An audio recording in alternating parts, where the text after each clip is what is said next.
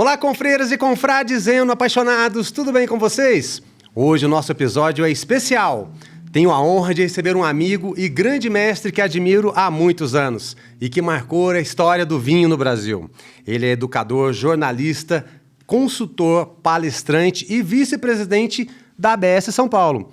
Foi com ele e com a diretoria da ABS que em 2014 nós tivemos a oportunidade de fundar a ABS aqui em Poços de Caldas, um momento histórico para a nossa cidade. E desde então a nossa amizade só aumenta, cada vez mais. E ele continua seguindo firme e forte nessa jornada de formar milhares de profissionais e apaixonados pelo vinho por onde quer que ele passa. Arthur Azevedo, seja muito bem-vindo ao podcast Eno Experiências, meu amigo. Olá, Fábio. Olá, pessoal aí desse podcast maravilhoso. Um prazer enorme estar com vocês e é uma honra para mim e para a ABS São Paulo participarmos e conversarmos sobre vários aspectos do vinho no Brasil. Verdade, meu querido. E você respira vinho há quase 4 décadas, né? Mais do que uma profissão, é um legado para São Paulo, para o Brasil e para o mundo. E hoje eu quero aproveitar a sua presença para explorar um pouquinho dessa sua jornada, as transformações que você viu no setor, que foram muitas, né? Vamos falar lá desde o Liebfraumilch, passando até os dias atuais, e também a sua visão sobre o futuro do vinho no Brasil e aqui no mundo. E antes, Arthur, para a gente apresentar também um pouquinho da tua história, como foi o momento em que o vinho entrou definitivamente na sua vida? Foi paixão a primeira taça ou um caminho construído aos poucos? Bom, foi quase um acaso. Eu sou médico, você sabe, eu sou pediatra, formado na Faculdade de Medicina da USP de São Paulo e trabalhava em Mogi-mirim. Sempre trabalhei em Mogi-mirim como pediatra e o vinho entrou na minha vida, Fábio, quase como uma brincadeira. Você sabe, lembra, as pessoas talvez se esqueçam que o vinho era proibido importar vinho para o Brasil até 1989, quando o presidente Collor liberou a importação de vinhos. E os vinhos começaram a chegar timidamente no mercado brasileiro. Concomitantemente, uma coincidência, eu adquiri um computador e veio lá um CDzinho chamado Microsoft Wine Guide. E esse era um curso de vinhos, aproveitando aqueles primeiros recursos da multimídia que começavam a surgir naquela época. E eu me interessei, achei interessante aquelas colocações, principalmente de um grande crítico chamado Os Clarke. E aí falei, puxa vida, que coisa bonitinha. Comecei a me interessar, a estudar vinho por minha conta aí em Mogi-mirim, vida de médico, você sabe. A gente chega no consultório, né? De manhã, sai de noite, é uma vida complicada. E aí eu acabei vendo que sozinho eu não iria muito longe. Foi quando eu resolvi, através dos meus contatos, estudar vinho de verdade. E para minha sorte, na época, isso estamos falando já de 1996, eu descobri que na ABS estavam velhos amigos de faculdade, como Mário Teles, José Luiz Borges, Eliano Pellini. E aí, o que aconteceu? Eu vim fazer o curso da ABS em São Paulo, em 96. E a partir daí, nunca mais deixei de frequentar a ABS, me tornei presidente da ABS em 3 oportunidades e estou lá desde 96, formando profissionais e também enófilos, né? Essa é a minha vida. E, obviamente, o vinho, em 2008, tive que fechar o consultório. Por quê? Porque, na verdade, não dava mais para eu conciliar as 2 carreiras, já que eu estava trabalhando profissionalmente como consultor de vinhos, como professor. E aí, o vinho ficou 100% na minha vida. Nossa, muito bacana. E mostra o quanto que você realmente entregou a sua vida para o mundo de Bacco, um verdadeiro discípulo de Bacco, né? Porque trocou a profissão de médico para atuar no mundo do vinho.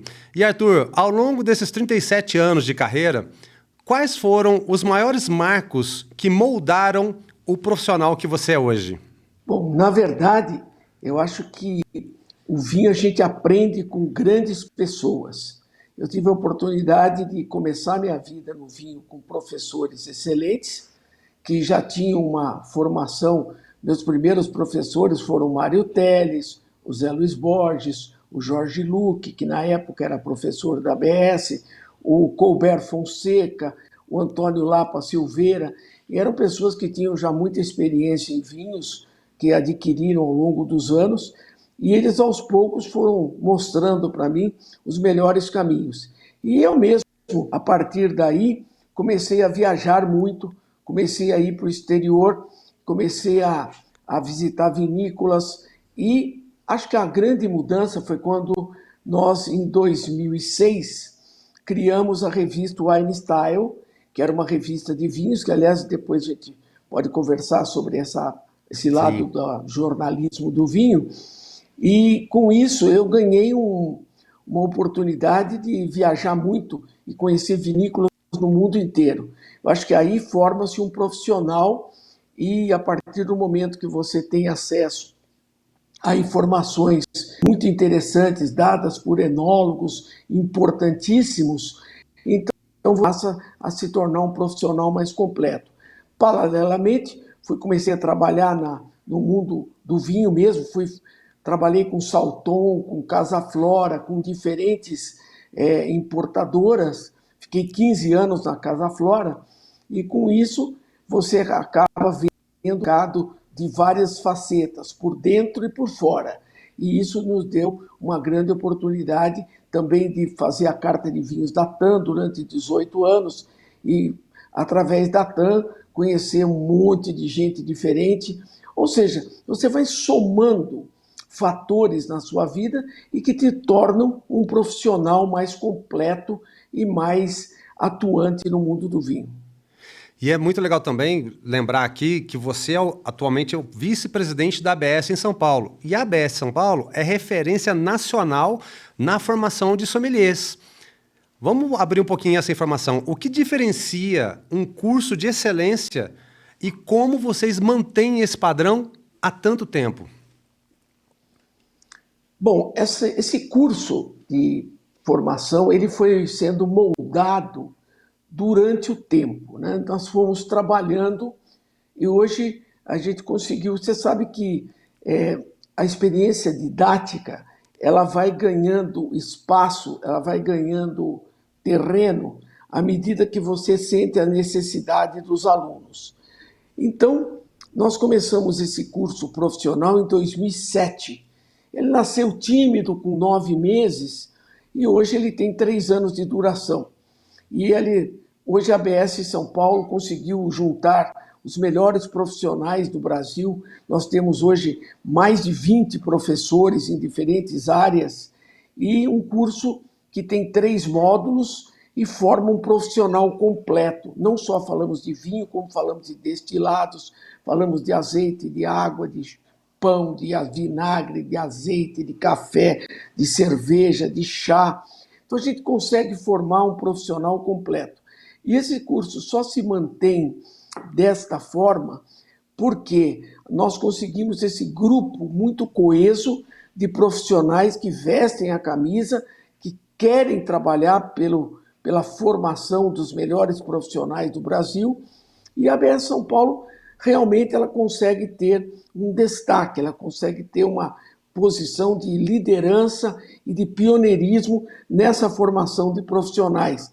E a gente percebe que está no caminho certo quando muitos dos profissionais formados por nós acabam também tendo suas escolas de formação. Então a gente brinca que a gente acaba se tornando os mestres dos mestres. Isso mostra que nós estamos no caminho certo. Eu já tive o privilégio também de estar junto contigo em várias aulas, contigo na ABS em São Paulo. E o mais importante, eu tenho inúmeros amigos que se formaram pela ABS e hoje são profissionais, empresários e atuam mundo afora, inclusive. Aí na própria ABS eu trabalhei com o Rodrigo Lanari na Expand, trabalhei também com o sommelier da Wine Brands, que hoje dá vários cursos aí. Arthur, quando você olha para o Brasil há 30 anos atrás e compara com o cenário atual no mundo do vinho, quais são as maiores evoluções que você enxerga nessa jornada? Bom, nós acompanhamos desde o início a indústria do vinho no Brasil, né? A gente teve a oportunidade, o vinho começou muito devagar no Brasil, né? Os primeiros vinhos brasileiros que tinham um mínimo de qualidade começaram a sair no mercado por volta de 96. Anteriormente a isso, havia alguns vinhos que tinham lá um certo destaque, como Granja União, né? Como o Barão de Lantier, que eram vinhos que tinham um certo prestígio, mas muito longe ainda de ser aquilo que se esperava de um grande vinho brasileiro. Hoje, o que nós vimos foi que a indústria brasileira ela cresceu porque profissionais importantes que trabalham no vinho no Brasil hoje foram para fora do país, foram estudar enologia fora do Brasil, caso do Adriano Miolo, caso do Lucindo Copati, vários pioneiros, né? Caso do próprio João Valduga, pioneiros do vinho brasileiro lá no Rio Grande do Sul, começaram a produzir vinhos com muito boa qualidade, apesar de todas as dificuldades que o clima no sul do Brasil impõe ao vinho. E a gente foi acompanhando essa evolução lenta do vinho brasileiro, e sempre em busca de qualidade, sempre em busca de uma expressão melhor do terroir brasileiro. O que a gente viu ao longo desses anos foi uma verdadeira expansão do vinho em termos de território. Foram surgindo novas áreas de plantio, como Santa Catarina, e hoje o que a gente vê com muita alegria é, graças ao trabalho do professor Murilo de Albuquerque Regina, nós vemos, e a dupla poda, né, a colheita de inverno, essa explosão do vinho no sudeste do Brasil, que era mais do que previsto que se um dia a gente conseguisse fazer bons vinhos aqui no Sudeste, isso seria um marco na história do vinho brasileiro. Uma vez que o Sudeste do Brasil concentra a maior renda do Brasil per capita, concentra um dinamismo muito grande, uma liderança muito grande em vários setores. Não iria ser diferente no vinho. Então, o que a gente viu foi que o vinho se tornou praticamente, no Brasil todo tem vinho hoje, e a qualidade melhorou muito. O que nós vimos há 15 dias aí em Espírito Santo do Pinhal foi uma coisa para deixar todo mundo muito feliz, viu, Fábio? Muito feliz. Não tenho dúvida disso. A gente esteve juntos lá no evento da Expo Agro em Espírito Santo do Pinhal e mostra a quantidade de oportunidades que nós vamos ter agora nos próximos meses, nem nos próximos anos não. E Arthur, aproveitando, porque a gente tem muita gente assistindo que está, de repente, na região norte, nordeste, no centro-oeste, enfim. E nós estamos aqui em Poços de Caldas, uma cidade turística, que está para ter esse boom também com a região sudeste, do crescimento dos vinhos da região. E isso vai surgir muitas oportunidades para o sommelier. Então, na sua experiência, o que faz um sommelier realmente se destacar no mercado de trabalho? É conhecimento técnico, sensibilidade ou habilidade de se conectar com pessoas? E como é que a ABS entra nisso? Bom, nós percebemos há algum tempo já o potencial dessa nossa região aqui do Sudeste, já que eu também sou de Mogi Mirim, que eu sou vizinho de Espírito Santo do Pinhal. Do lado. Nós percebemos que essa região tinha um potencial muito grande, estamos acompanhando isso desde o início, desde o comecinho, a gente está de olho nessa expansão e dando oportunidades para que as vinícolas fossem a São Paulo mostrar os vinhos que estavam sendo produzidos. E a primeira atitude que nós tomamos, nós já tínhamos tido aquela nossa primeira experiência em Poços de Caldas, abrindo uma subseção da ABS São Paulo em Poços de Caldas, e agora nós expandimos essa experiência. Lançamos lá em Espírito Santo do Pinhal, e dia 5 de setembro, agora em Poços de Caldas, será o lançamento oficial, a nova subseção da ABS São Paulo, que é a ABS Mantiqueira. Ela vai ser muito mais abrangente, ela vai pegar Espírito Santo do Pinhal, Poços de Caldas, Andradas, Santo Antônio do Jardim, a região da Serra do Encontro, vai pegar até Jacutinga, e nós vamos ter agora uma experiência mais abrangente, já que nós temos uma outra ABS, que também pega a região de Campos do Jordão, que também está se destacando muito, São Bento do Sapucaí. Lá nós temos uma ABS que pega Mantiqueira, pega Vale do Paraíba e Litoral Norte. E com isso a gente faz um arco fechando essa região nova do Brasil, e a ABS pretende trazer para essa região a sua expertise na formação de sommeliers. Nós temos certeza que, você perguntou quais eram os atributos que o sommelier devia ter. Eu acho que o principal é o conhecimento. O conhecimento é fundamental. Ele tem que ter uma sólida formação, conhecer profundamente todo o que diz respeito ao vinho. Então, por isso que nós damos um curso completo que trabalha desde a viticultura, desde a parte de degustação, toda a parte de enogastronomia, passamos por todos os países e fornecemos a formação no sentido de dar ao sommelier a todos os atributos extra-vinho, que eu já citei: pão, água, cachaça, coquetéis, cerveja, vinagre, azeite, chá, café, tudo isso, café, tudo. Então, quando o sommelier ele tem essa formação completa, ele vai somar a outras habilidades necessárias. Fundamental, conhecimento em gestão de restaurantes, ele vai ter que gerir toda a adega, ele vai também ter que saber que ele vai lidar com pessoas, então trabalhar com as pessoas, se conectar com as pessoas, aquela necessária compreensão e dirigir o seu conhecimento para informar as pessoas a melhor compreender o vinho, a melhor harmonizar o vinho com a comida. Ou seja, o sommelier é um profissional que trabalha fundamentalmente no serviço do vinho. E nós damos muita ênfase para isso, né? Nosso curso tem uma ênfase muito grande em serviço do vinho.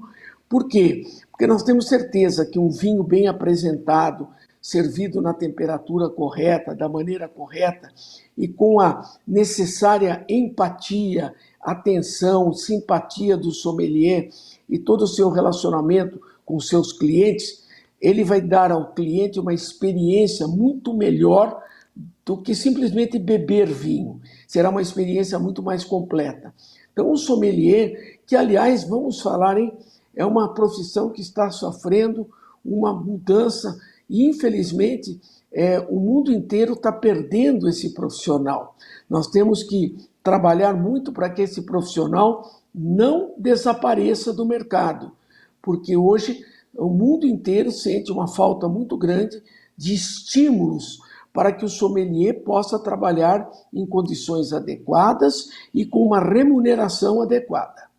Que é fundamental, e a ABS, inclusive, participou desse processo da transformação, né, da profissão do sommelier junto ao Ministério do Trabalho, porque não era reconhecido, isso veio de um tempo pouco para cá. E que legal você ter falado, então, a partir do dia 5 de setembro, agora em 2025, surgindo a ABS Mantiqueira, também aqui em Poços de Caldas, para o pessoal poder procurar depois se informar quais são os cursos que estão disponíveis, as datas, e fazer o contato lá já para começar nessa jornada. Arthur, você falou muito legal também, porque não é só de vinho, é de café, é de azeite, é de vários outros produtos que a nossa região aqui tem já uma cultura muito antiga. Isso está enraizado assim, nas nossas raízes, né? Da tradição de produzir produtos de grande qualidade. E recentemente veio até agora o abacate que está sendo produzido aqui na nossa região, está ganhando um destaque mundial também. E a gente sabe que o exercício da profissão é a gente degustar, né? O que a gente brincando de forma séria, eu falo assim, litragem, né? Qual foi o vinho mais emblemático que você já degustou em toda a sua carreira e por que ele ficou marcado na sua memória? E também qual a importância de degustar vinhos para o sommelier? Bom, não existe o vinho, existe os vinhos.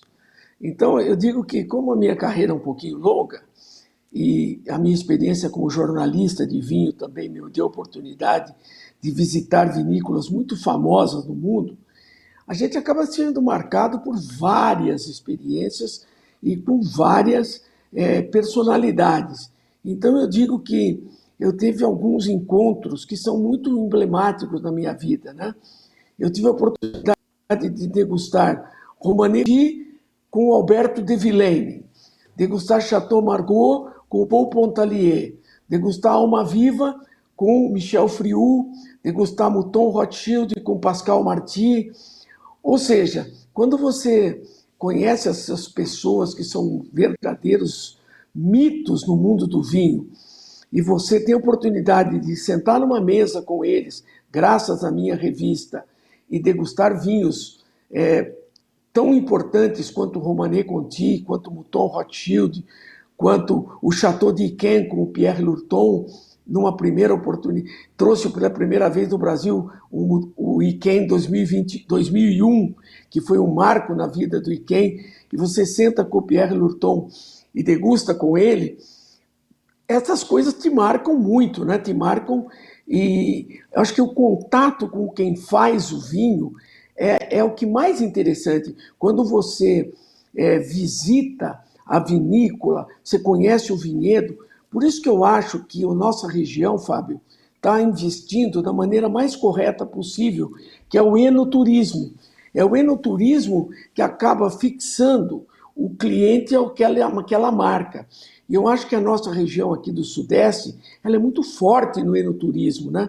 Essa região de Pinhal está se destacando no enoturismo, região de Andradas, Casa Geraldo, Guaspari, Invérnia, aqui perto de São Paulo, a Góis, está investindo pesado no enoturismo, e isso acaba dando essa ligação importantíssima do cliente com quem faz o vinho, com a região onde o vinho é feito. Ele vai lá, ele vê o chão, vê a videira, vê o solo, participa da elaboração do vinho, degusta o vinho.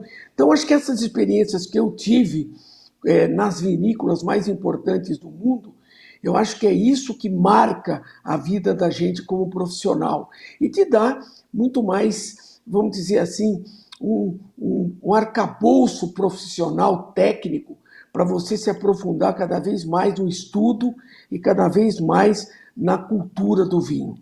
Você acabou de colocar aí uma situação que o Brasil, visto como novo mundo no mapa do vinho, é uma vantagem e também um desafio para todos nós. Quando você citou alguns exemplos, inclusive a ponte para eu ir para a ABS e depois me tornar presidente da ABS aqui em Poços de Caldas, foi o Gugu.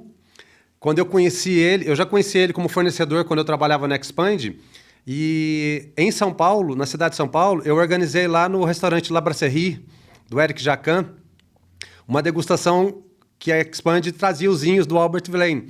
E aí veio o Albert Villain para o Brasil e eu fui o anfitrião lá. Trouxe lá donos de restaurantes, sommeliers e tal, tomando Latour, Latache, Voz, Romanée, Romanée Conti, lá com o Eric Jacan, e o Emmanuel Beausoleil foi o tradutor. Aquilo para mim foi muito marcante, o que depois me fez a ponte, o Gugu, que teve aqui em Poços de Caldas recentemente na minha casa, e me apresentou para vocês e abriu as portas. Isso é muito legal, porque isso realmente fica marcado na nossa memória, né?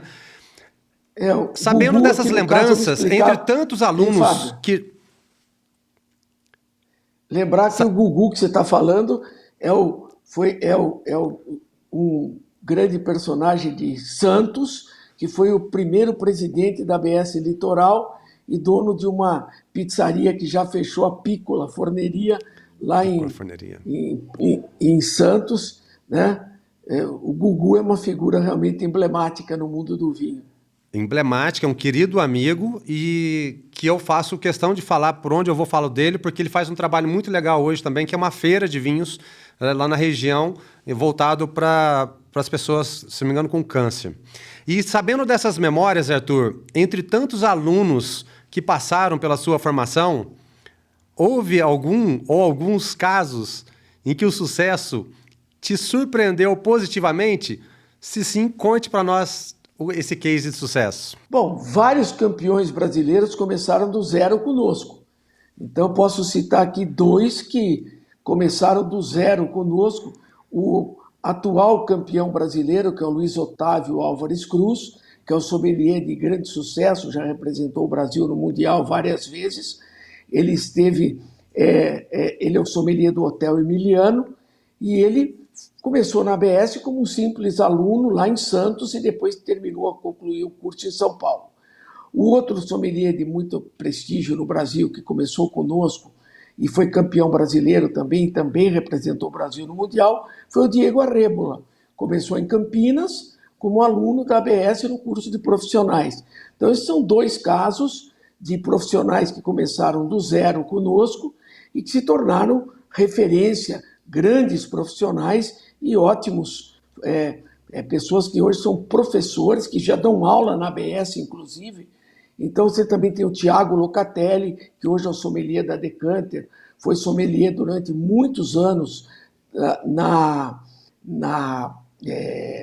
como é que chama lá? A Varanda, no Varanda Grill, e também começou fazendo o curso de profissional na ABS. Então, a gente fala que, quando a gente vê esses profissionais e muitos outros, toda vez que eu vou numa feira de vinhos, eu encontro gente que foi nosso aluno e que está trabalhando no Brasil inteiro em restaurantes muito importantes. A gente vê que o caminho que nós trilhamos nos dá muito orgulho e mostra que nós sempre andamos do lado certo, formando profissionais para o mercado.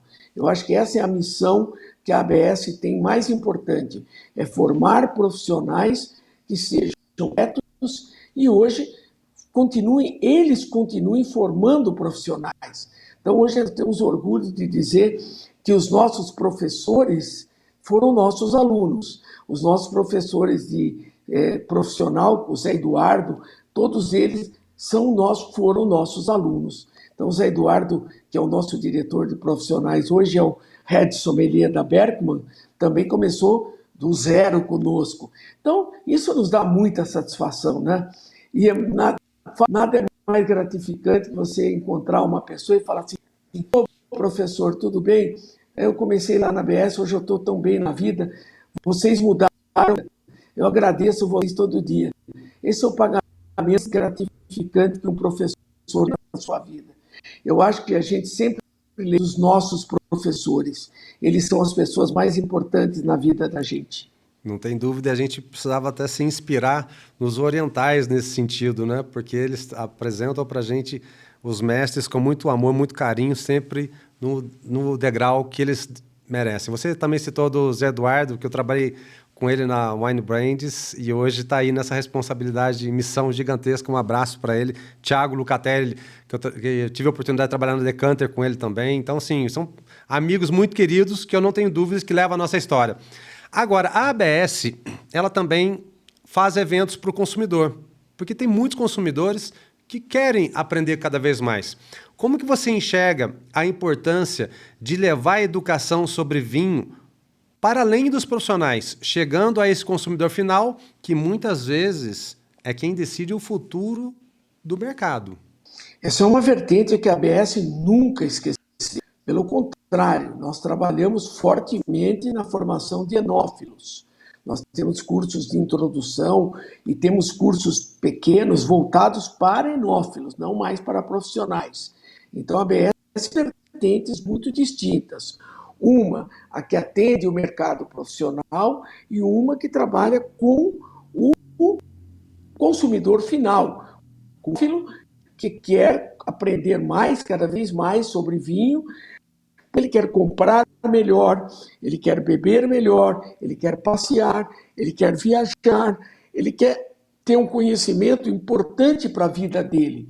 Então, a ABS nunca esqueceu esse. Aliás, a ABS, quando começou lá no Brasil, em 1989, quando não havia ainda, em São Paulo, né, em 83, no Rio de Janeiro, não havia profissionais ainda no mercado. Então, a gente começou a vida nossa fazendo cursos para o consumidor. Depois que a gente se voltou para o profissional, porque não é muito diferente. A ABS ela é ligada à ASE, Associação de la Sommellerie Internacional, que congrega hoje mais de 90 países. A ASE é essencialmente profissional. Só que a ABS, quando começou no Brasil, ela teve que começar primeiro falando com o público para depois criar o conceito de que nós tínhamos que formar E não foi diferente em São Paulo. São Paulo, quando ela foi criada em 89, ela não tinha um curso para profissionais. Só ela ficou de 89 a 2007 praticamente trabalhando, formando somente enófilos. Somente em 2007, depois de 3 anos de uma experiência piloto com alguns profissionais e um curso muito restrito, onde a gente testou um pouquinho o mercado e viu que havia espaço para voos maiores, somente em 2007 foi que nós criamos esse curso realmente chamado Curso de Formação de Sommeliers e Profissionais da ABS São Paulo. Então a gente começa trabalhando com o consumidor para depois chegar no profissional. E hoje, não esquece o consumidor, porque ele é a base, é ele que come, é ele que move o mercado, é ele que vai ser o motor do mercado e vai fazer com que o mercado do vinho possa gerar lucros e, gerando lucro, tenha uma posição sólida e consolidada no mercado brasileiro. Muito bacana você posicionar isso também, porque agora nós estamos falando muito da geração Z, que são os novos adultos, né? Porque a gente está falando de uma bebida alcoólica, sempre acima de 18 anos, vai beber, hidrate-se com água, não dirija, e a gente tem que ter esse cuidado, porque o pessoal cuida da saúde, quer um franguinho grelhado, está procurando muito vinho sem álcool, enfim. E a gente, como um discípulo de Baco, está trabalhando isso com muita responsabilidade para multiplicar esse conhecimento também para os novos consumidores. Então, para a gente fechar esse bloco agora, Arthur, se você pudesse já deixar uma primeira lição, já sabendo aqui da ABS Impostos de Caldas chegando, para você que está acompanhando agora, a primeira lição do Arthur. Para quem está começando no mundo do vinho agora, que lição seria? Bom, você sabe que eu sou médico, e médico com a saúde. Esse é muito importante. Vinho é uma bebida alcoólica. Deve ser consumida com moderação e sempre com muito cuidado. Agora, eu tenho certeza, pela minha história e pelo que eu já aprendi no mundo do vinho, que você deve sempre buscar informação de qualidade. Eu acho que o primeiro caminho, se você pretende beber bem, com qualidade e com moderação, eu acho que o conhecimento é fundamental. Então, procurar uma boa escola de vinhos, e é isso que a ABS se propõe a fazer agora em Poços de Caldas, em Espírito Santo do Pinhal, em toda essa região que está sendo pujante na produção de vinhos. A nossa presença nessa região, já fizemos até um primeiro curso lá na vinícola, fizemos aquele curso em Poços de Caldas, o primeiro curso foi feito aí com você, né, em Poços, e o segundo foi feito na vinícola Casa Geraldo. A ideia nossa agora é que todos os profissionais que trabalhem com vinho e todos os consumidores tenham oportunidade de não só aprender vinhos com conhecimento sólido e de boa qualidade, como também degustar junto com a gente, aprendendo a degustar com propriedade e principalmente com moderação. O vinho é uma bebida alcoólica, nós sabemos que ele tem muitos benefícios à saúde por causa da presença dos taninos, do resveratrol e de muitos outros taninos no vinho. Nós sabemos dos benefícios que o vinho, quando consumido com moderação, traz para a saúde, mas eu acho que é importante o alerta que você deu. Tem que ter o cuidado, a hidratação, nunca degustar de estômago vazio, sempre degustar, sempre beber durante as refeições e, se vai para um evento de vinho, sempre bem alimentado e bem hidratado, para não correr o risco de e beber devagar. Esse é o melhor truque para você não se embriagar, é a velocidade com que você bebe. Você deve beber, consumir bebida alcoólica devagar. Muito bem. Tá vendo, meus queridos amigos? O vinho ele é feito de tempo, paciência e paixão. E ouvindo histórias como as do Arthur, percebemos que também é feito de pessoas que dedicam a vida a ele. E você, já pensou em qual taça vai brindar o próximo capítulo da sua história? E quem você vai convidar para esse brinde, hein? E se estamos falando de vinho, a Trebbiano não pode ficar de fora. É uma loja especializada com atendimento personalizado e rótulos de várias regiões do mundo, inclusive dos nossos vinhos da Mantiqueira. Fica aqui em Poços de Caldas, na Avenida João Pinheiro, 784. Trebbiano, a loja de vinhos que te inspira e o atendimento que te conquista. Fica aí, vamos fazer um break rapidinho, é só 30 segundos, hein? Já voltamos.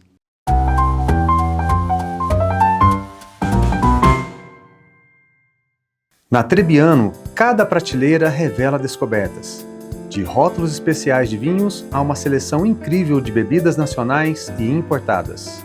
Aqui você encontra queijos frescos, pães artesanais, carnes nobres, doces e delícias que transformam qualquer ocasião.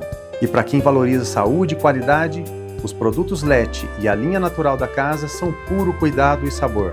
Trebbiano, tudo o que você ama com carinho em Poços de Caldas.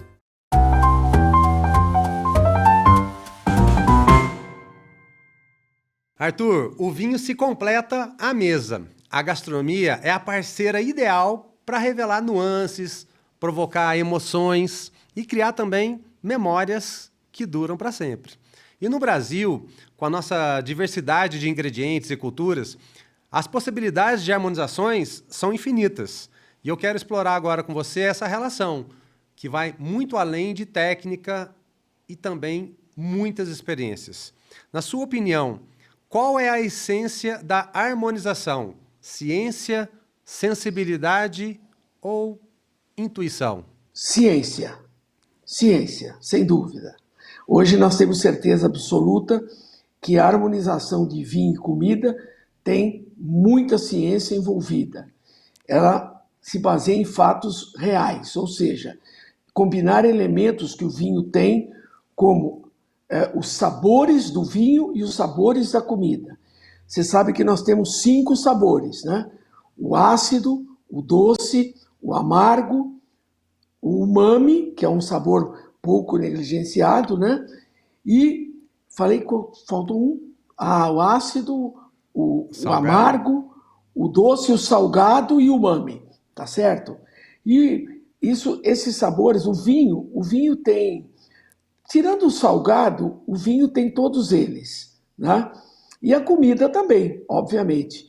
Então a gente sempre vai trabalhar com os contrastes e com as similaridades. E isso é base científica, isso não você testa na prática, mas por trás existe toda uma teoria, que aliás, só para você ter uma ideia, hoje, no curso de formação de sommelier de profissionais da ABS São Paulo, nós temos pelo menos 25 aulas ao longo de todo o curso falando de harmonização de vinho e comida, sendo que existe um bloco de pelo menos 15 aulas que são onde nós damos todas as bases científicas da enogastronomia, e depois a gente trabalha em termos de cozinha regional, país por país, como é que você harmoniza as diferentes preparações gastronômicas com os vinhos daquele país.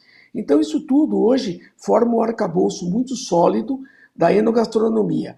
A ideia é que o vinho e a comida não só se completem, como um sirva de apoio para que o outro melhore na sua percepção durante a sua refeição. Então, o vinho vai ajudar a comida a sentir você ter mais prazer na comer aquela comida, e por outro lado, a comida vai realçar os sabores do vinho. Então, essa é a base da enogastronomia moderna, que tem muito de ciência, muito de técnica e, digamos, muito pouco de intuição, tá? Hoje a intuição, na verdade, você acaba tendo a experiência prática. Ao longo do tempo, você sabe o que dá certo e o que não dá certo. Mas a base é ciência. Muito legal você falar, lembra que a gente está falando que dá para fazer harmonização, né, pela equiparação, pelo contraste ou pela complementação. Agora, você que já tem uma jornada enorme de wine dinners, de experiências de harmonização entre pratos e vinhos nas aulas, só pelo curso da ABS, são inúmeras aulas. Qual foi a harmonização mais inesperada que você já experimentou e que funcionou de uma forma surpreendente? Trazer isso aí para instigar quem está assistindo o vídeo agora, fala assim, caramba, isso é possível, eu não sabia. Qual foi a experiência? A inesperada, E a mais difícil até hoje para nós foi a feijoada. A mais complicada de todas. E o que deu certo foi aquilo que a gente menos esperava. Então, essa é a parte interessante. A gente testou de tudo. E a gente acabou descobrindo que era quase que a Bela e a Fera, a harmonização correta, né? A harmonização que melhor funcionou para a feijoada foi espumante rosé, por incrível que pareça. Então, eu acho que de todas que a gente provou, que mais nos surpreendeu, uma vez nós pegamos uma brincadeira que a gente falou, bom, a gente mora no Brasil, a gente é uma associação brasileira, a gente precisa saber como é que a culinária brasileira se comporta com relação aos vinhos. Nós fizemos um acordo com uma das maiores, se não a maior, chefe de gastronomia brasileira, que é a Mara Salles, do restaurante Tordesilhas. Nós fizemos uma proposta para a Mara Salles. Mara, durante um ano, uma vez por mês, nós queremos que você faça um almoço para nós, escolhe um estado de cada vez e pega todos os pratos característicos daquele estado e coloque isso para nós no almoço. E a gente primeiro pegou o cardápio com ela, fizemos um briefing, toda a preparação que ia ser, o que ela ia fazer, e aí a gente voltamos para o estudo e fizemos uma relação de vinhos que a gente achou que ia dar certo. Então nós fizemos um brainstorm lá na BS, todos nós, e aí levávamos 20, 25 vinhos diferentes para tentar combinar com comida brasileira. Fizemos isso durante um ano. Foram 12 encontros. E daí nasceu essa brincadeira de harmonizar comida brasileira com vinho. E a gente descobriu várias coisas interessantes, né? Por exemplo, pato ao tucupi, pequi. O Brasil é muito grande. Muito e a gente foi descobrindo que vinhos melhor se harmonizavam com o Brasil. E a feijoada foi o que mais nos surpreendeu. Né? É muito legal também você citar isso da feijoada. É imbatível para a feijoada. Então, ó, espumante, rosé, feijoada. Vamos fazer esse teste em casa, hein? Nós temos um amigo em comum também, eu tive a oportunidade de trabalhar com ele quando ele era sócio do Otávio Piva, pela Dansul, lá no projeto Vale São Francisco, o enólogo português Carlos Lucas. Inclusive, eu entrevistei ele no episódio 16. A gente fez um intercâmbio aí, Brasil-Portugal. Ele estava lá, eu aqui, e a gente contou um pouquinho dessa história. E eu e você, Arthur, a gente já organizou também uma edição dos Vinhos Verdes aqui em Poços de Caldas pela Wines of Portugal. Foi um evento muito legal que eu tenho aqui na memória. Meu pai, que Deus o tenha, inclusive estava lá junto, eu tenho uma foto do meu pai como você recebeu o certificado, assim, isso foi muito legal. Arthur, Portugal, vamos pegar o exemplo nesse intercâmbio também entre países. Portugal e Brasil, ele tem culturas gastronômicas riquíssimas, né? Assim como a gente no Brasil é um continente, né? Portugal também é um berço de muitas coisas que a gente aprendeu. O que você considera, falando Portugal e Brasil, que já é uma realidade desse intercâmbio de conhecimentos e o que cada um pode ensinar um ao outro no campo da harmonização com vinhos? Por exemplo, trazendo esse tema para esses consumidores que pretendem fazer cursos de harmonizações pela ABS. O que um país ensina ao outro, e o que já é uma realidade e o que ainda a gente pode melhorar? Eu acho que o Brasil é um país muito jovem. É um país que só agora começou a despertar para a cultura do vinho. Ao contrário dos países europeus, que têm uma cultura milenar. Tem aquela história muito famosa, né, que as pessoas falam assim, fazer vinho é fácil, parte mais difícil são os primeiros 500 anos. Então, na verdade, o Brasil é muito jovem. Então, eu acho que nós temos países riquíssimos em cultura enogastronômica. Se você pega em Europa, nós temos França, que é o berço da gastronomia e da enogastronomia. Nós temos Itália. Não se fala em beber vinho na Itália sem comida. Nós temos a Espanha, que é um país que tem uma tradição de comida absurda. Hoje é um dos países que tem o maior número não é o maior, mas tem o maior é o Japão, que tem o maior número de 3 estrelas Michelin na Europa. Depois você tem Portugal, que tem uma gastronomia muito próxima da nossa, uma vez que Portugal nos colonizou. Só que Portugal tem uma riqueza de vinhos que é uma coisa impressionante. E os brasileiros descobriram o vinho português.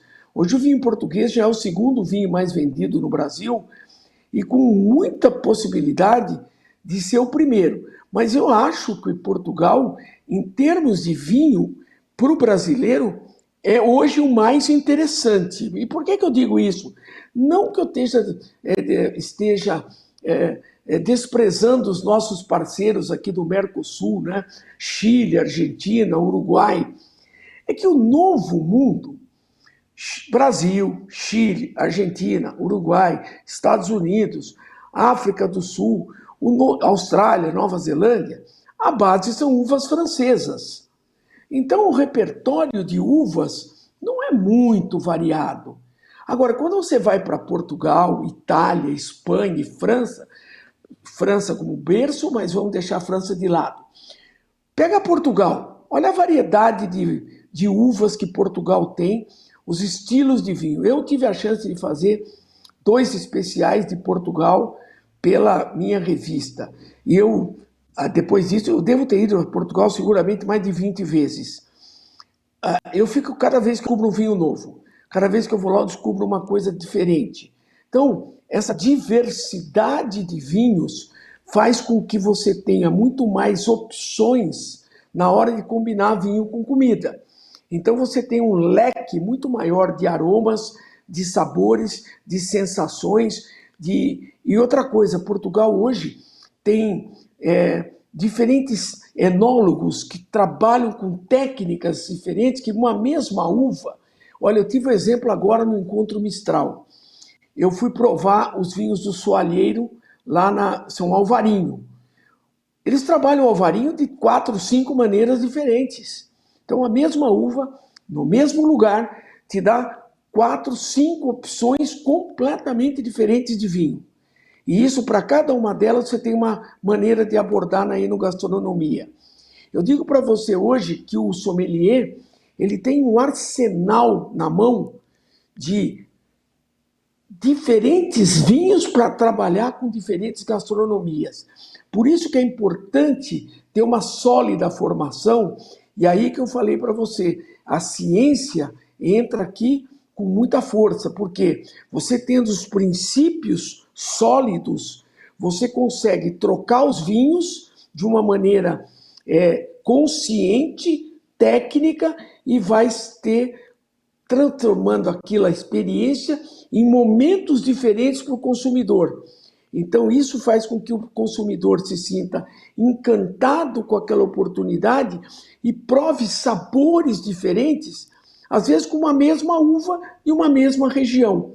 Então eu acho que é isso que faz o vinho hoje uma coisa muito importante e que exige do profissional uma sólida formação e exige do profissional frequentar feiras de vinho, conhecer enólogos diferentes e, principalmente, degustar muitos vinhos, que o instrumento de trabalho do profissional do vinho é a degustação. E é isso que a ABS dá muita ênfase. Nós insistimos, nós trabalhamos muito em dar para o sommelier uma formação muito precisa em degustar os vinhos, porque a degustação é o nosso instrumento de trabalho. Muito bacana, mais uma vez, e por isso que eu te chamo de mestre, Arthur, porque para onde eu vou, eu cito o seu nome, a referência e a forma como você coloca a importância da profissão sommelier. Porque ao formar sommeliers, como vocês ensinam um olhar crítico para a harmonização, sem engessar a criatividade, como lidar também com os mitos que afastam o consumidor de experimentar coisas novas, né? Isso é uma coisa que a gente pode colocar na mesa também. Eu lembro também de quando a gente realizou alguns cursos aqui em Poços, tanto pela Na Trilha do Vinho, quanto também pela ABS. A gente via como que o público se encantava com as harmonizações de vinho e comida. E também vi e também como que eles saíam impressionados, né, durante esse processo, né?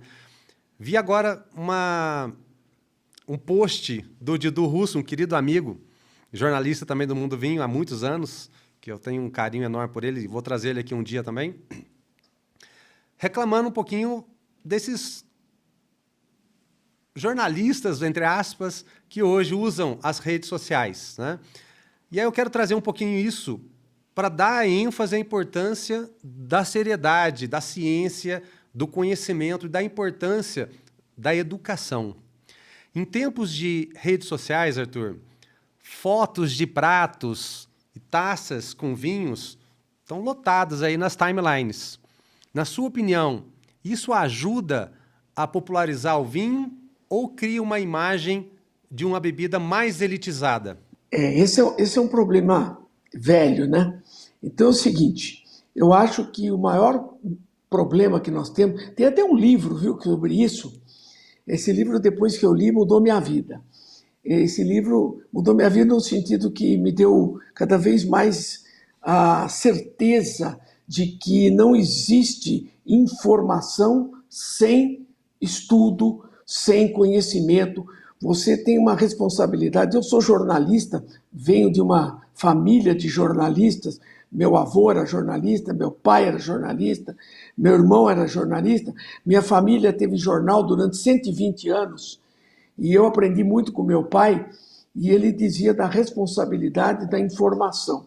A informação, ela, quando bem utilizada, ela é uma coisa que faz com que as pessoas cresçam. E quando mal utilizada, ela forma pessoas com conhecimento errado, e isso é muito ruim. Esse livro que estou citando, você pode depois... Eu não me lembro o nome do autor, infelizmente, mas é fácil encontrar, porque ele está em português. Se chama O Culto ao Amador. Depois você procura e põe aí para os seus ouvintes. Tá bom. O Culto ao Amador é um jornalista, é um comunicador, e ele conta num livro exatamente esse boom das redes sociais, que deu voz a pessoas que não entendem nada de um determinado assunto, e começam a falar daquele assunto como se fossem grandes especialistas e falam um monte de asneiras. Isso acontece na medicina, isso acontece no vinho, isso acontece na política, isso acontece num monte de coisa. Então, na verdade, quando você pretende dar uma informação, a informação tem que ter uma sólida verdade por trás dela. Ou seja, você tem que dar uma informação de qualidade. E o vinho tem essa imagem já de elitista que só atrapalha. O vinho não é de elite. O vinho é o dia... O problema é que o preço do vinho no Brasil o torna uma bebida de elite, o que é um erro. Olha, eu tive a oportunidade, Fábio, de ver coisas assim. Ó. Quando eu viajei pela revista... Numa vinícola lá no sul da França, tinha uma bomba igual bomba de gasolina. Eu falei, nossa, o que é isso? Ele falou, é vinho. Olha. Eu falei, como assim é vinho? Ele falou, não, isso aqui é para a gente vender vinho para os nossos vizinhos. Então, eu fiquei um pouquinho ali conversando com ele, veio um cidadão, já de uma certa idade, quando eu digo uma certa idade, é dos 60 para cima, né? Com uma cestinha com 2 galões. E ele abasteceu os 2 galões com vinho. E eu me lembro muito bem que o vinho custou, na época, 20 centavos de dólar, de euro por litro. Caramba. 20 centavos de euro o litro. Estou falando de 2005. 2005, tá? 20 centavos o litro de vinho. De euro. Então isso faz com que o vinho seja... Ele fala que todo mundo passa aqui e compra vinho todo dia. O francês, ele todo dia, antes de ir para casa, ele compra o pão e o vinho. Ele passa numa lojinha, geralmente é um cavista, e ele vai lá comprar uma garrafa de vinho, e ele vai gastar, sabe quanto, Fábio? No máximo 3 euros. Olha a diferença. 3 euros, tá? E isso é o que ele compra para beber à noite. Então, não é elite, o italiano toma vinho em todas as refeições, né? Durante muito tempo, o mercado norte-americano, o vinho campeão de vendas era o famoso Yellowtail, que na época, estou falando há mais ou menos, vamos falar em 20 anos, tá?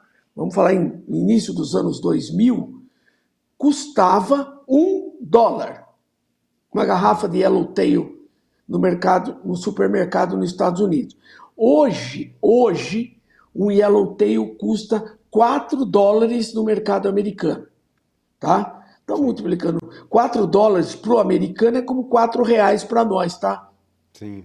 Porque se comparar o salário que eles recebem, um por um salário, para ele $4 representa R$ 4. Sim. Então ele vai lá e compra e vai. Olha, eu trabalhei no Angelone durante muitos anos. Eu trabalhei 5 anos no Angelone, lá em Santa Catarina. O Angelone tinha na prateleira do supermercado um vinho uruguaio que custava R$ 6. Um taná uruguaio que custava R$ 6. Então você via as pessoas no supermercado, passavam ali, pegavam 3, 4 garrafas daquele vinho, colocavam no carrinho e levavam para casa. E isso quer dizer o seguinte, que as pessoas só não compram mais vinho porque o vinho é muito caro.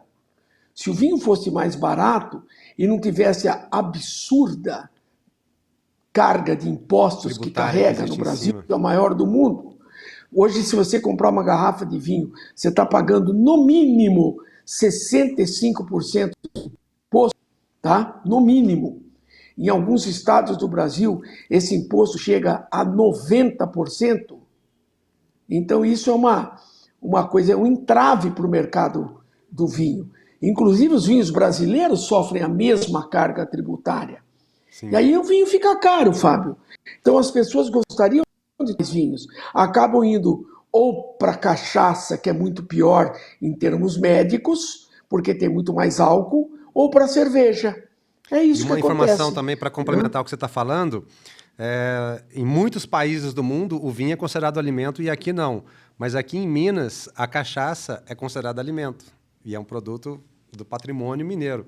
Então perceba que realmente a gente precisa se unir para fortalecer, para quebrar isso junto aos órgãos públicos, transformar o vinho em alimento, porque a gente sabe que o vinho fortalece a gastronomia fortalece o turismo e o turismo fortalece a economia da cidade. É uma economia muito burra quando eles tributam vinho dessa forma de elitizar, porque você afasta um público que tem um ticket médio que pode levar mais dinheiro para a sua cidade se você fizer um serviço adequado.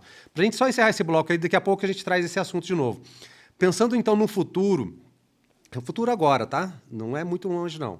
Principalmente por causa dessa movimentação que está tendo do turismo de experiência. E também nessa transformação cultural que já está acontecendo. Como é que você enxerga o papel da harmonização entre vinhos e pratos para esses empresários que vão chegar agora, vão montar restaurantes, estão comprando vinícolas e tal, para atrair esses novos consumidores para o vinho? Bom, é claro que a experiência enogastronômica ela contribui muito para que o vinho seja consumido. Eu acho que quando você tem o enoturismo forte, no enoturismo pressupõe que todas as vinícolas vão acabar tendo um bom restaurante, uma boa experiência, uma sequência de pratos pensados para os vinhos que eles trabalham, que eles produzem. Então eu acho que esse que é o pensamento.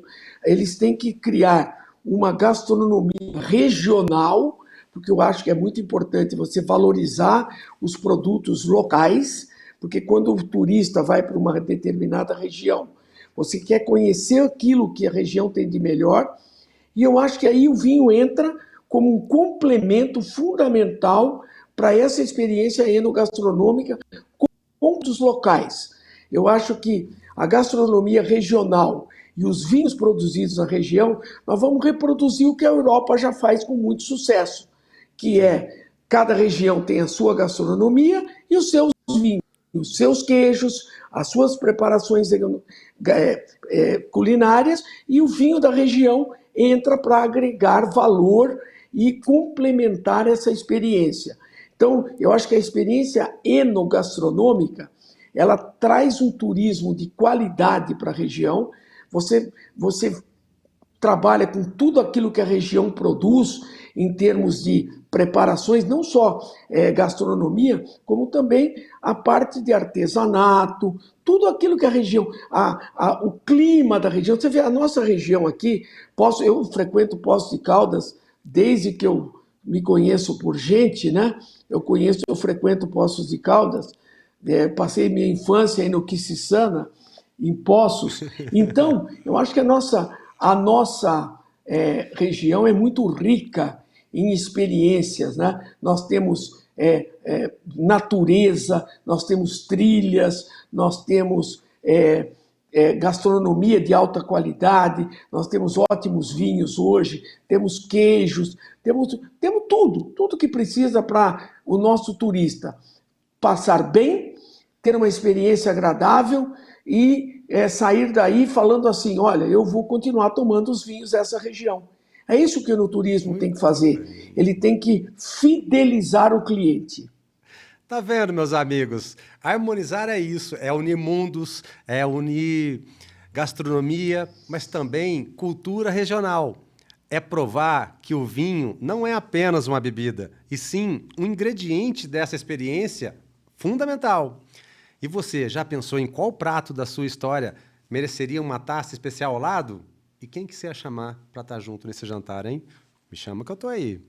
E por falar em gastronomia que encanta, a gente precisa falar do restaurante Polenta, comandado pelos meus amigos Flávio e Vinícius. É um verdadeiro templo da cozinha italiana aqui em Poços de Caldas, Arthur. Ambiente acolhedor, pratos autorais e uma carta de vinhos impecável. Fica na rua Mato Grosso, 121, no centro de Poços de Caldas. Polenta Vino e Cucina, onde o sabor encontra o afeto. Vamos agora para um novo break e a gente volta já já. É rapidinho.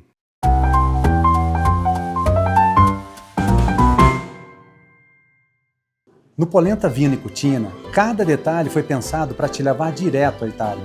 Do aroma de seus drinks à seleção de vinhos, tudo tem alma, sabor e história. Aqui, cada espaço te convida a viver momentos únicos, seja a dois ou entre amigos. Polenta Vino e Cucina, um pedaço da Itália em Poços de Caldas.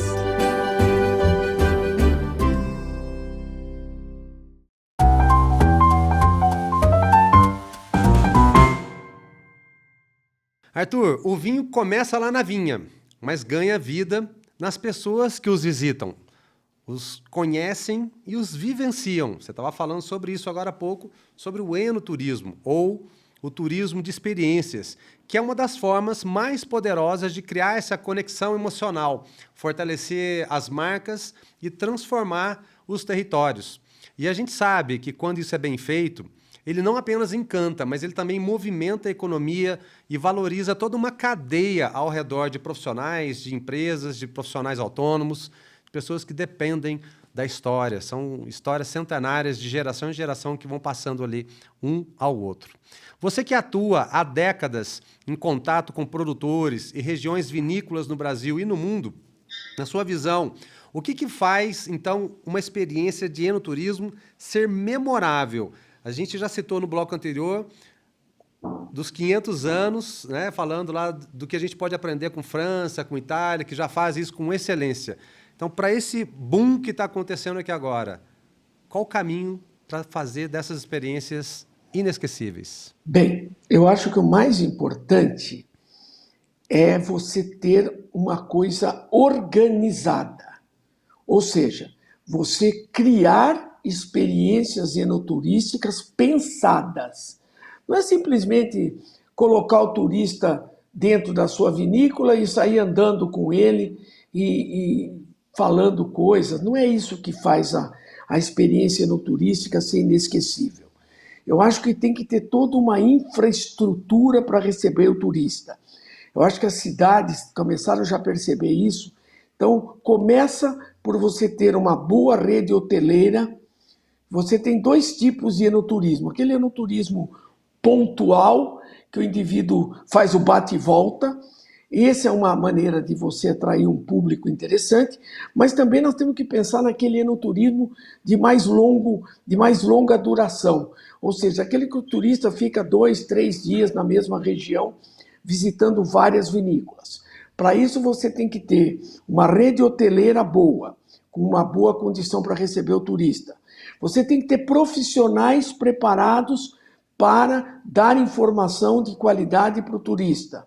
Você tem que ter uma vinícola que tenha um circuito muito bem pensado por onde o turista tem que passar, porque já que a vinícola vai estar funcionando o tempo todo, porque o ano inteiro uma vinícola trabalha.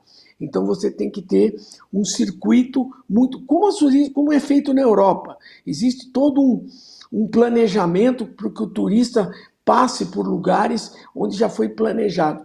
E principalmente você ter um arcabouço de informações para o turista antes da visita, durante a visita, depois da visita, e no final ainda ter uma boa loja de vinhos, não só vinhos, com produtos locais, você vai em vinícola, você vai em champanhe, você sai vestido, né? Camiseta, boné, chaveirinho, ou seja, uma experiência completa que encanta o turista do início ao fim e faz com que ele queira voltar, e quando ele chegar na cidade dele, ele vai contar para todo mundo e vai continuar comprando aqueles vinhos. Então eu acho que o grande segredo do enoturismo é você se preparar para o enoturismo, e aí que entram os profissionais do vinho. Então todo mundo que vai receber o turista tem que ter formação, tem que ser profissional, tem que saber falar, tem que saber contar a história da vinícola, contar a experiência, contar como é que o vinho é feito, da parreira até a garrafa. E isso é que vai formar uma boa experiência enoturística. Isso é muito legal, reforçando de novo o aprendizado para esses profissionais e empresários que estão investindo no mundo do enoturismo, porque o Brasil ele tem um vasto território e diferentes terroirs, né? Essa diversidade de culturas e de storytelling, né? Não só pode, como deve ser uma vantagem na construção desses roteiros enoturísticos. Eu já tive a oportunidade de promover e viajar também com confrades. A gente tem a confraria Eno Experiências aqui em Poços de Caldas, e eu testemunhei, como você citou aí, muitas pessoas voltarem transformados depois de conhecer um pouco mais sobre o vinho e o processo de vinificação, de produção do vinho. De ir lá, pegar a uva, colher, ajudar a fazer, depois falar assim, eu participei da produção da safra tal. E as pessoas também perceber também essa mudança na percepção, quando as pessoas vivenciam esse processo, vai fazer toda a diferença no turismo. Vamos trazer um exemplo aqui, Arthur, da tua experiência. Cita pra gente, eu, por exemplo, vou dar um exemplo. Quando eu fui perto lá do Etna, lá na Sicília, na Itália, eu lembro que eu tinha um café, de um lado da rua só iam os homens, do outro lado da rua só eram as mulheres. O proprietário do café era o mesmo, eram 2 cafés numa esquina. Os homens ficavam falando mal das mulheres e as mulheres ficavam falando mal dos homens. Eu estou falando de senhores de 80, 90, 100 anos. E eu tive a oportunidade de conversar com algumas pessoas lá que eram produtores de vinhos da 5ª, 6ª, 7ª geração. Ele citava, assim, por exemplo, uma árvore, uma oliveira de 400 anos. E eram histórias incríveis que isso me emocionou muito. Dos seus destinos enoturísticos, qual foi aquele que mais te marcou, que mais te inspirou e o porquê? O que aconteceu? É difícil falar assim, né? Porque a gente foi para tanto lugar bom na vida, graças a Deus, que é difícil a gente dizer a coisa. Mas tem algumas coisas, por exemplo, quando você entra em alguns templos sagrados do vinho, eu acho que uma das visitas que mais marcou minha vida, e foi o contrário do que todo mundo imagina, foi a visita que eu fiz no Romanée Conti. Quando eu visitei o Romanée Conti, que é o vinho mais caro do mundo e o vinho mais famoso do mundo. E eu tive a oportunidade de conhecer a vinícola mais simples do mundo. Então você vai esperando que aquilo é realmente algo estratosférico e você se depara com algo franciscano, uma simplicidade, um despojamento, uma humildade. Fala, meu Deus do céu, aqui é feito o vinho mais caro do mundo. É um vinho que custa, só para as pessoas terem uma ideia, estamos falando de um vinho que custa uma única garrafa, mais de 300 mil reais. Preço de um carro de luxo, de um apartamento. E você vai lá e é um lugar simples, com com nada de luxo. Aí você fala, puxa vida, a mágica aqui está no vinho, a mágica está no solo, no terroir. Então essas coisas marcam. Outra coisa que marca muito é quando o proprietário da vinícola está junto com você. E eu vou trazer uma experiência regional. Olha, as pessoas que eu converso ficam encantadas quando visitam a Casa Geraldo pelo fato do Carlinhos ir junto com eles dentro da jardineira contando histórias da família Marcon. E junto com o cachorro dele. Essas coisas encantam o turista. Você entendeu? É o proprietário que está ali, é quem faz o vinho. Ou quando você vai numa vinícola na Espanha e vem aquele velhinho, que é o cara que criou a vinícola, por exemplo, quando eu fui visitar o Alejandro Fernandes, que é o do Pesqueira, e quando ele veio nos receber pessoalmente. Ou então, quando eu levei 30 pessoas da ABS, que a ABS faz muitas viagens, pelo menos 3 viagens por ano, e nós fomos visitar a Casa Krug, em Champagne, que é considerado o melhor champanhe do mundo, que não recebe nem Jesus Cristo lá. Aí nós chegamos com o ônibus, Fábio, com 30 pessoas, e quem estava na porta da Krug? Ele, em pessoa, Remy Krug, o fundador da Casa Krug, o dono. Eu falei, meu Deus do céu, estou vendo o Remy, que eu já conheci o Remy Krug. A hora que nós entramos, Fábio, ele colocou tapete vermelho e vasos de flor sobre as barricas para receber a ABS São Paulo. E quando ele foi conduzir a degustação, tinha um livrinho feito para aquele dia, visita oficial, Associação Brasileira de Sommelier, São Paulo, todos os vinhos que ele ia degustar, ele pessoalmente conduziu a degustação. Como eu já conheci o Remy, ele deve estar com uns 95 anos hoje, tá? Ele estava na época com uns 80 anos, por aí, né? Isso foi lá atrás, foi um bom tempo. Foi lá no começo dos anos 2000, né? Acho que foi em 99 ou 2000, alguma coisa assim. Não, minto, foi 2004, faz 20 anos. Foi 2004. Eu sei porque a matéria da revista saiu em 2004, eu fiz a matéria lá, então foi 2003. Eu já sabia, eu falei, Remy, por favor, você podia assinar, por favor, aqui o meu livrinho, que eu quero guardar essa recordação? Aí todo mundo ficou meio assim, né? Falei, puxa, ele vai assinar? Eu falei, vai, vocês vão querer também. Ele assina o Remy dele é com Y, né? O Y é uma tacinha de champanhe soltando bolinhas. Olha que recordação que você tem, um livrinho com uma tacinha de champanhe soltando bolinhas, assinado pelo Remy Krug. Então, meu caro, essas experiências que nunca mais vão se repetir, eu acho que é isso que faz o momento. E o enoturismo propicia o encontro do consumidor com quem faz o vinho. Ele vai conhecer o enólogo, ele vai conhecer a videira, ele vai conhecer a uva, ele vai conhecer a vinícola e vai sair com a garrafinha na mão. É isso que nós temos que fazer, é trazer o consumidor para dentro da vinícola e a nossa região está preparada para isso. Eu acho que os nossos produtores já viram isso e todas elas, olha, eu tenho visitado junto com o Sérgio Bruxo aí, um monte de vinícolas aqui no Sudeste e todas elas estão voltadas para o enoturismo, abertas para o enoturismo, já perceberam. E outra coisa, São Paulo consome 50% do vinho do país.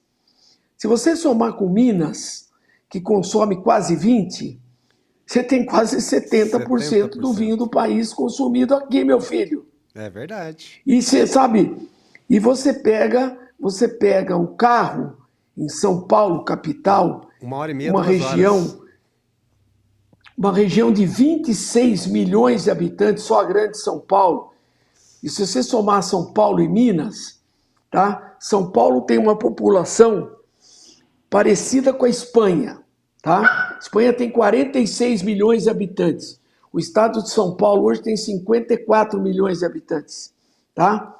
Então, nós temos um país aqui, tá? Se você somar com Minas, É um país. Então, veja bem, você tem um consumidor hoje que pega o seu carro e em 2 horas, hoje você tem que pensar em termos econômicos, em 2 horas ele está na região vinícola, ele não tem que pegar avião, ele não tem que ir para o aeroporto, a passagem aérea é cara, estadia é cara. Aqui não, nós temos muitas opções de estadia e nós temos experiências maravilhosas enogastronômicas e de visita vinícola. Então você junta enogastronomia com enoturismo, uma coisa que você falou é importante, você movimenta toda a economia da região. Não é só o vinho que se beneficia. É o vinho, é o restaurante, é o hotel, é o guia turístico, é a empresa de ônibus. Então, todo mundo se beneficia com isso. Eu acho que nós temos que cada vez mais estimular isso na nossa região. Eu acho que isso que é o futuro, Fábio. Você está ouvindo isso de Arthur Azevedo. Minhas confreiras e confrades enoapaixonados. O enoturismo é a ponte entre o vinho e quem o aprecia. É onde a taça deixa de ser apenas um objeto e se torna memória, emoção e história viva, como essa história que o Arthur acabou de nos contar. O dono da Krug recebeu ele lá. Isso é para ficar para sempre. E você, já pensou que a sua próxima viagem pode começar com um brinde? Já se organizou? Você é empresário que quer investir na área da vinícola, do enoturismo. Como que esse brinde vai ficar marcado na cabeça das pessoas que vão fazer essa visita aí? Pensa nisso, hein? E por falar em experiência de sabor e acolhimento, a Santa Pizza é a escolha certa. Massas artesanais, ingredientes frescos e o delivery mais amados da cidade de Poços de Caldas. Santa Pizza, amor em fatias. Peça agora mesmo a sua pizza. Fica aí, 30 segundos, já estamos de volta. Valeu!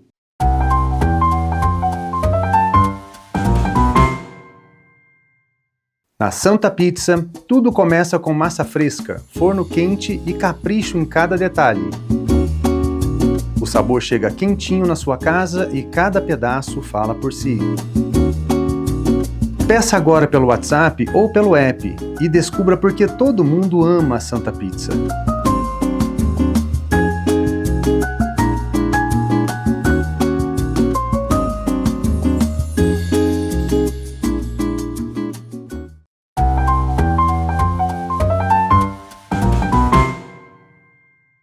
Aqui no podcast Eno Experiência, a gente acredita que o vinho ele fortalece a gastronomia, que a gastronomia fortalece o turismo e que o turismo fortalece a economia da cidade. Então, quando a gente olha para regiões como a nossa que prosperam por meio do vinho, a gente percebe que não se trata apenas de uma bebida, mas também de um ecossistema de oportunidades que a gente vai falar, assim, nesse último bloco agora, sobre como transformar então a cultura em paixão e desenvolvimento sustentável de todo esse trabalho, dessa relação de confiança, como você falou, do produtor procurar a ABS para falar assim, olha, o que você acha disso? E são pessoas, né, que têm ali, têm base sustentável para ajudar, para iluminar. Como se ele estivesse numa estrada escura, vai iluminando, vai acendendo o farol assim, para ele seguir ao longo dessa trajetória que você já viu inúmeros exemplos, não só no Brasil, mas no mundo, de cidades e regiões que transformaram a economia local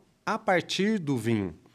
Arthur, quando um município, então, ele decide investir, vamos falar também agora para o poder público aí, para os prefeitos, para os vereadores, né, deputados, senadores, governadores, presidente. Quando um município decide investir no setor vitivinícola, quais são os primeiros impactos econômicos que começam a aparecer naquela região? Olha, evidentemente que o turismo é a primeira coisa que aparece. É o enoturismo que vai trazer o cara para a região. Então, se você tem já uma região como é a nossa região aqui, você pegar Poços de Caldas, Andradas, Santo Antônio do Jardim, próprio Jacutinga, Espírito Santo do Pinhal, essas cidades já têm hoje uma vocação turística muito bem estabelecida.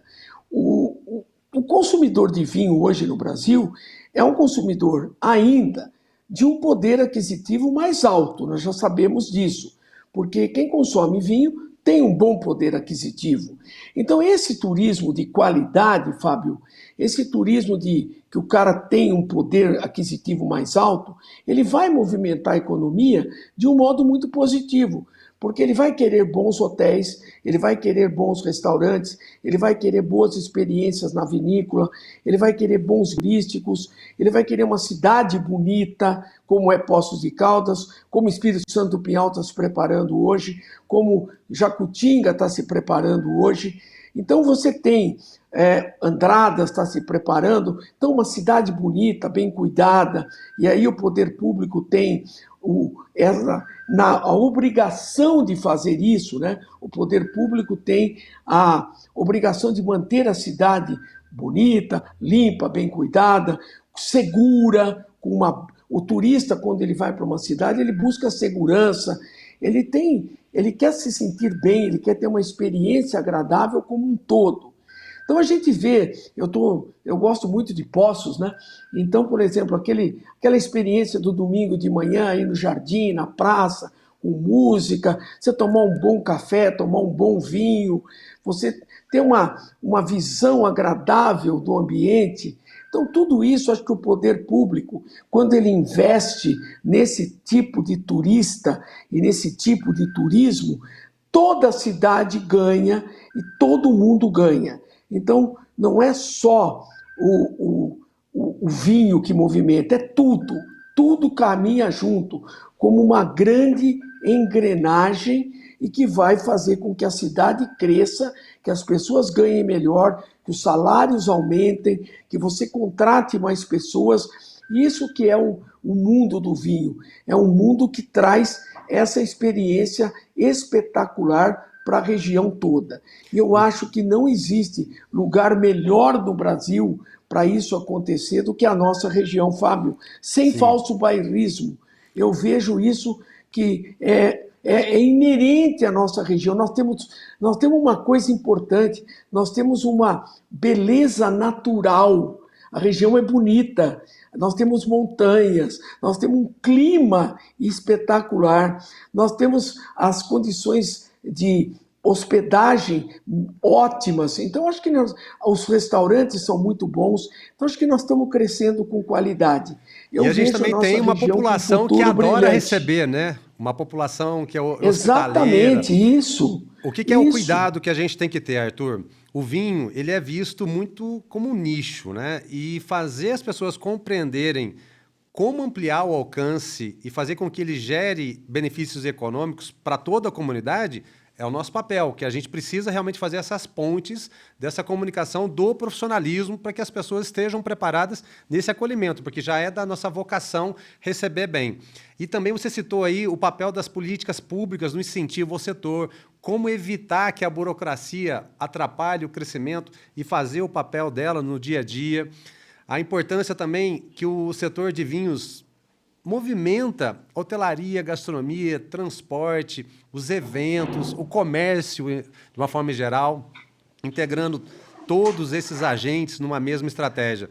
Vamos citar para eles aqui um caso concreto em que o enoturismo tem aumentado a geração de empregos e renda de forma consistente, que você tenha participado desde o início, quando eles falaram assim, vamos apostar e vamos falar hoje como é que está? Olha, você vai ter muitos exemplos no mundo inteiro de como o enoturismo faz isso, né? Se você pega eu acho que o exemplo melhor é a nossa região mesmo. Olha, eu tive em São Roque, vou contar para você a história de São Roque. São Roque sempre foi visto como uma região de vinhos comuns, de vinhos de colônia, vinhos de garrafão, e São Roque está muito próximo de São Paulo, está a 60 quilômetros de São Paulo. Se você visse o investimento que a Góis fez no Enoturismo, o que a Vinícola Góis faz durante o ano inteiro, com várias festas, com colheitas noturnas, e como a Casa Geraldo faz aí também, né, aí em Andradas, com várias festas ao longo do ano, a Góis recebe hoje, todo final de semana, uma média de 5 a 6 mil turistas. Então isso é um número significativo, sabe? Sabe lá que são 6 mil pessoas frequentarem uma vinícola durante o fim de semana, sexta, sábado e domingo. Então, você pega a experiência da Casa Geraldo aí com esses passeios turísticos aí pelo vinhedo. Então, a Góis faz a mesma coisa, bota o turista num trenzinho, leva ele para o meio do vinhedo. Então, essas coisas movimentam toda a região. Então, movimenta tudo. Eu acho que o enoturismo é o caminho mais rápido para você chegar numa região... Fábio, nós estamos falando de uma região que já é turística por excelência. Naturalmente. Poços de Caldas já é um destino turístico. Eu acho que o enoturismo só vem complementar, porque nós temos as águas, né? Nós temos aí a história de Poços de Caldas como um destino turístico famosíssimo. Então é só agora ampliar isso, né? Então, acho que essas festas todas, durante o ano todo, acho que o segredo é você trabalhar o ano inteiro, né? Não transformar o enoturismo numa coisa só de nicho, de tempo. Não, é o ano inteiro. Você pode fazer 40 festas ao longo do ano, e nisso o poder público também tem um papel importante, que é, através das suas secretarias de turismo, fazer ações. A gente tem feito isso, nós estamos trabalhando muito, a ABS chegou lá em Campos do Jordão. Campos do Jordão tem esse problema que é muito sazonal, só o inverno é que funciona. Nós estamos trabalhando junto com a Secretaria do Turismo e junto com a rede hoteleira de Campos, para que a ABS ajude Campos a ter movimento o ano inteiro, e não só durante o período de inverno. Eu acho que Poços já tem um movimento maior durante o ano, já tem uma outra visão sobre a cidade.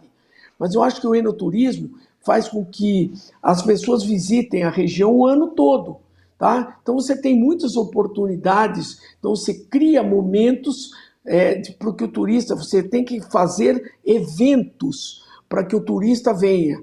O enoturismo entra junto com esses eventos. Então eu acho que é isso que nós temos que fazer, criar oportunidades para que o ano inteiro eu tenha movimento e movimente toda a engrenagem que o turismo movimenta. Tá? Meu querido amigo, eu vou fazer uma pontuação aqui agora, um leve storytelling, e para encerrar, eu vou fazer uma última pergunta para você. Eu estou no vinho há 23 anos, desde 2002, e, infelizmente, no Brasil, o vinho ainda não é considerado alimento, como eu contei lá no primeiro bloco. Aqui em Minas, a cachaça é... E o vinho tem uma das cargas tributárias mais altas do Brasil. Eu já entrevistei o atual prefeito Paulo Ney, daqui de Poços de Caldas. Quero ver se eu consigo entrevistar o Zema, que provavelmente vai sair até candidato à presidência. E ele, na primeira semana dele, quando ele assumiu o primeiro mandato dele como governador de Minas, já estava escrito, o pessoal da gestão anterior já deixou tudo só para ele chegar e assinar, que ele não tinha como. Pegou um estado muito quebrado e aprovou a substituição tributária, que hoje Minas tem uma das maiores cargas tributárias do Brasil. A gente está falando de quase 80% no total, aí, essa carga tributária. E isso dificulta muito o trabalho, né? Principalmente por causa da ST. Já caiu em vários estados, mas em Minas ainda não. Em Poços de Caldas, a indústria da cerveja artesanal se uniu e eles estão fazendo um trabalho muito bem feito, muito bacana, na ampliação da cultura.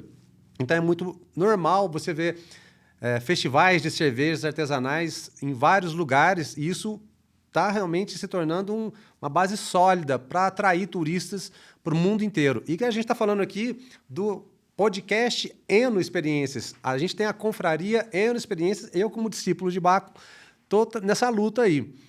E eu quero fazer um convite para as empresas do mundo do vinho, como produtores, importadoras, que tem um certo limite, porque está falando de vinhos do mundo inteiro, para um trabalho em união, no fortalecimento do vinho, como um grande transformador na economia das cidades.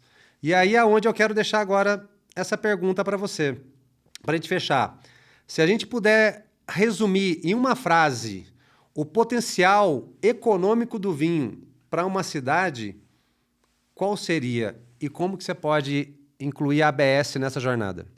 Eu acho que a ABS vai somar forças com todas as autoridades locais para que a cultura do vinho se implante de uma forma sólida, consistente e responsável.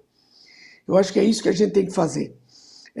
trazer conhecimento, responsabilidade e formar bons profissionais para que eles possam cada vez mais fornecer trabalhos e serviços de qualidade para que o turista tenha vontade de voltar cada vez mais a cada uma dessas regiões que nós citamos aqui, particularmente da nossa região. Eu acho que é isso que vai fazer com que essa indústria do enoturismo traga benefícios para todo mundo.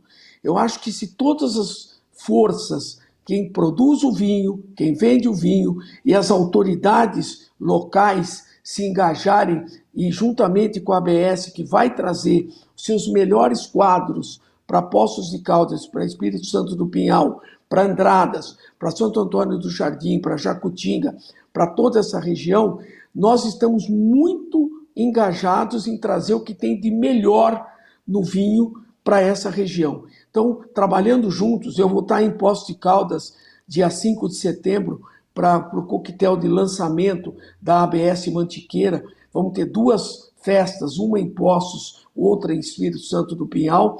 Eu vou estar aí dia 5 pessoalmente. O Mário não vai poder estar, o nosso presidente não vai poder estar presente, que ele tem um outro compromisso, mas eu irei representando a ABS São Paulo e com certeza nós temos a convicção de que estamos no caminho certo para que nossa região se torne um modelo de enoturismo, de engajamento e de cultura do vinho para todo o Brasil e vamos transformar esse momento num case de sucesso e que sirva de exemplo para outras cidades do Brasil. Essa é a nossa filosofia, é isso que a ABS pretende e é essa a nossa convicção de que a ABS Mantiqueira será um marco na história da enocultura e do vinho aí na região de Poços de Caldas, de Espírito Santo do Pinhal, da Serra do Encontro e de todo o sudeste do Brasil.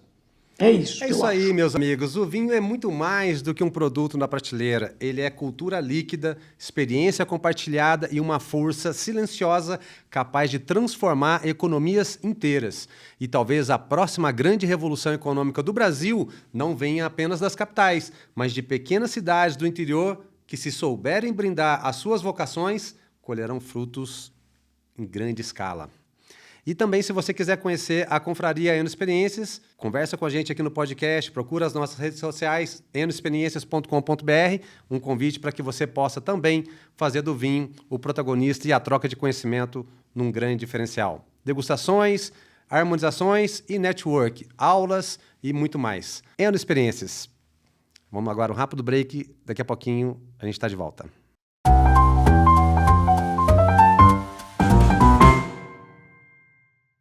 No Polenta Vino e Cucina, cada detalhe foi pensado para te levar direto à Itália. Do aroma de seus drinks à seleção de vinhos, tudo tem alma, sabor e história.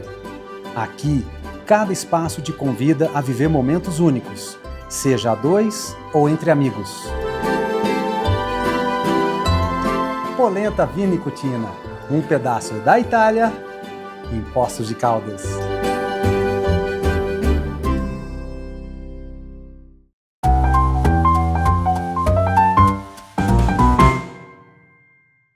Arthur, e que satisfação enorme ter você aqui, meu amigo. Mais do que um grande profissional, você é parte de uma história que também se mistura com a minha. Tivemos a oportunidade de trabalhar juntos lá atrás, de trazer a ABS lá atrás para Poça, agora está renascendo como Mantiqueira, e plantar sementes que até hoje inspiram a nossa região. A sua trajetória é prova de que o vinho é, ao mesmo tempo, paixão e construção. Você é um verdadeiro discípulo de Baco. E que ele une culturas, fortalece territórios e transforma realidades. Hoje você nos deu uma aula sobre conhecimento, planejamento e visão de futuro e como isso pode gerar não apenas grandes vinhos, mas também grandes oportunidades para cidades inteiras. Meu querido, o espaço é todo seu. Qual é a mensagem final que você deixa então para os nossos ouvintes, especialmente para os sommeliers, enófilos e empreendedores que acreditam no poder transformador do vinho em suas vidas e comunidades? A palavra é sua, meu amigo. Bom, Fábio, eu só posso agradecer essa oportunidade, esse espaço espetacular que nos foi dado, a ABS São Paulo. Nós temos o site www.abs-sp.com.br com todas as nossas, tudo aquilo que a gente faz pelo vinho e para o vinho. E dizer o seguinte, que eu tenho absoluta certeza de que este momento é muito importante para toda a nossa região. Eu digo nossa porque eu acho que o Sudeste, Mogi-mirim, onde eu nasci, cresci, eu acho que essa região tem um potencial absurdo para crescer. Eu tenho certeza que nós já estamos no caminho correto, eu tenho certeza que nós já não somos o futuro, nós somos o presente. A realidade hoje é que o polo de produção de vinhos da chamada Mantiqueira, Serra do Encontro, já é um polo muito importante, porque tem mais de 100 projetos vinícolas, se você somar tudo. Então, é uma coisa muito interessante. Eu acho que a região é uma região extremamente turística, promissora, e eu tenho certeza que a chegada da ABS, e eu vou acompanhar isso muito de perto, eu e o Eduardo Sartori vamos estar presentes aí em todos os momentos na ABS Mantiqueira. Eduardo é de Itapira, né? E ele é o coordenador das ABS do interior, a todas as ABS ligadas à ABS São Paulo.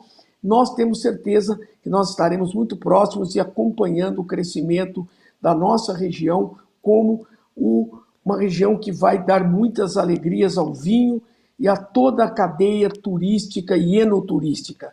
Então eu só tenho a agradecer e principalmente parabenizar todos os produtores de vinho, de uva, todo mundo que está acreditando nesse momento, investindo e trabalhando para que o vinho seja uma realidade, como já é aqui no Sudeste e particularmente na nossa Mantiqueira, que é a ABS mais jovem.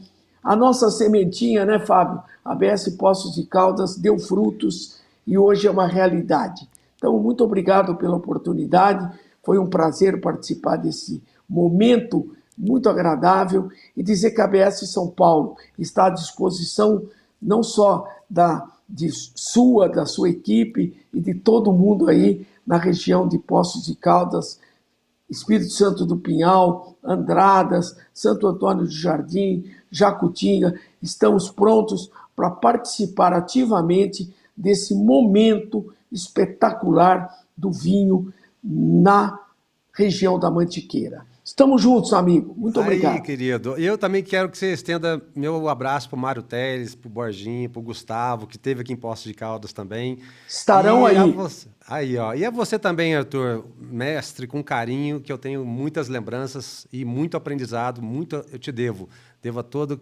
se a minha trajetória hoje está nessa jornada, você fez parte dela de forma incrível. E a você que nos acompanhou até aqui, o nosso muito obrigado. Esse episódio foi mais do que uma entrevista. Foi um reencontro de histórias, de propósitos e de sonhos.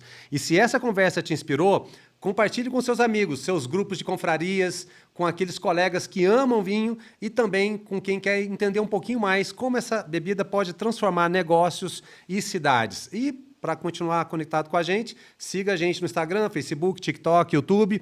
Ouça esse episódio no Spotify e também no YouTube. E sempre, nunca se esqueça, viver é brindar com a alma. No abraços e até o próximo episódio, meus amigos.